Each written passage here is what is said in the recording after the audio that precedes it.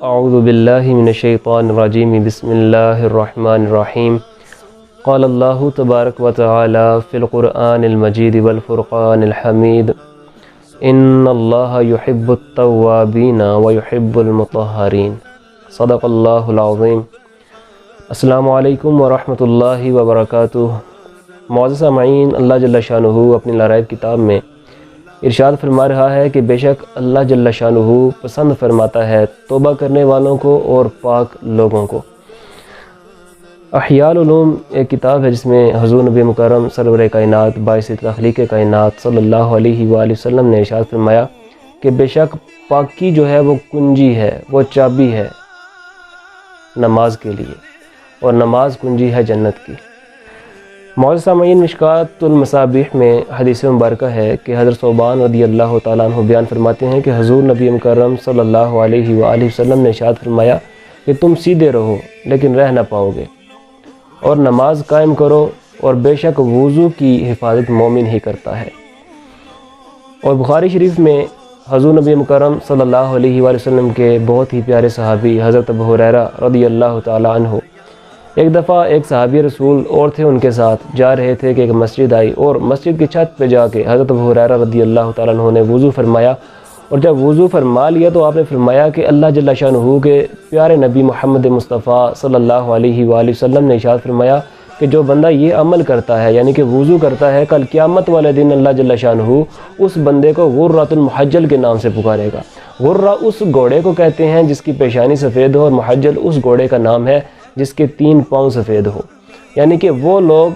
کل قیامت والے دن ان لوگوں کے ہاتھ پاؤں اور وہ اعضائے وضو جن کو وضو میں دھویا کرتے تھے کل قیامت والے دن نور سے منور ہوں گے، جس کے سبب سے اللہ جل شانہ ان کے غرۃ المحجل کا نام دے گا اور ان کو غرۃ المحجل کے نام سے پکار کر بلایا جائے گا۔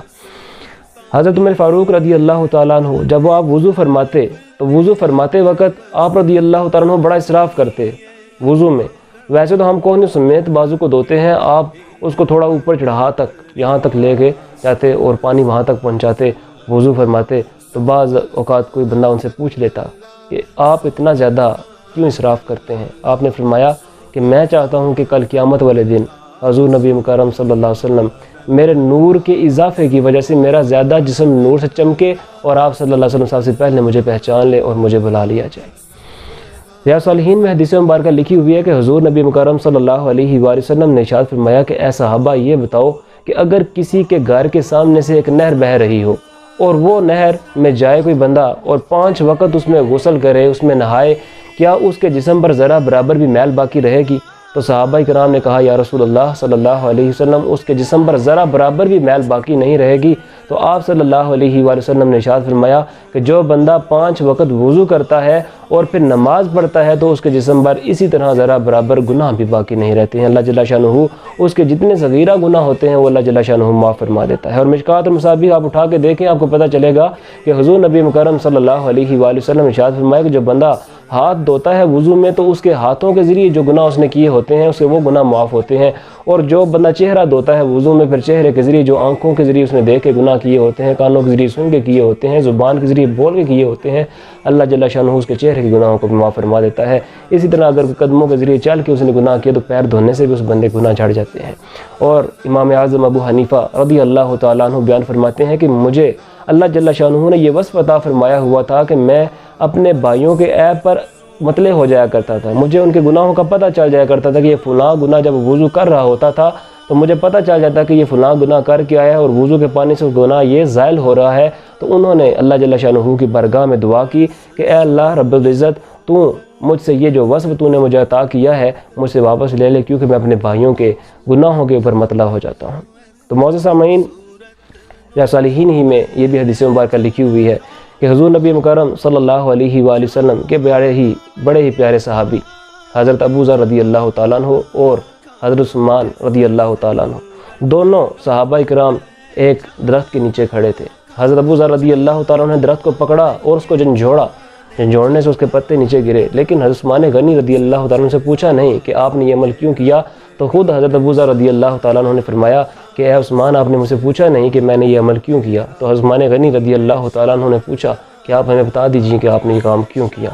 تو حضرت ابو ذر رضی اللہ تعالیٰ عنہ فرماتے ہیں کہ ایک دفعہ میں حضور نبی مکرم صلی اللہ علیہ وآلہ وسلم کے ساتھ ایک دفعہ اسی طرح ایک درخت کے نیچے کھڑے تھے ہم دونوں، تو آپ صلی اللہ علیہ وآلہ وسلم نے اس درخت کو پکڑا اور جھنجھوڑا اور پھر مجھ سے پوچھا کہ اے ابو ذر، تو نے مجھ سے نہیں پوچھا کہ میں نے یہ عمل کیوں کیا؟ تو حضرت ابو ذر رضی اللہ تعالیٰ عنہ نے عرض کیا رسول اللہ صلی اللہ علیہ وسلم آپ مجھے بتا دیجئے۔ تو آپ صلی اللہ علیہ وآلہ وسلم نے ارشاد فرمایا کہ جو بندہ اچھی طرح وضو کرتا ہے پھر نماز پڑھتا ہے، جس طرح اس درخت کے پتے جھنجھوڑنے سے گر رہے ہیں، اس طرح اس بندے کے جو گناہ ہوتے ہیں وہ بھی جھڑ جاتے ہیں۔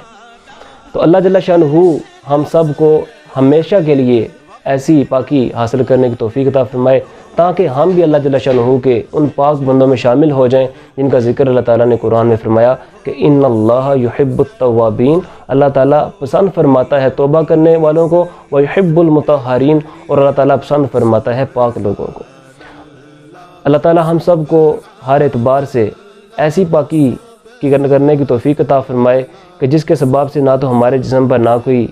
بیماری باقی رہے، نہ ہی ہمارے جسم میں ہم نے جو خود اپنے کھاتے میں گناہ ڈال رکھے ہوتے ہیں وہ گناہ باقی رہیں، اور اللہ تعالیٰ کل قیامت والے دن ہمیں وضو کی باقاعدگی کی وجہ سے غرۃ المحجل کا نام عطا فرمائے اور مومنین کی صف میں کھڑا فرمائے۔ آمین وما علینا الا البلاغ المبین۔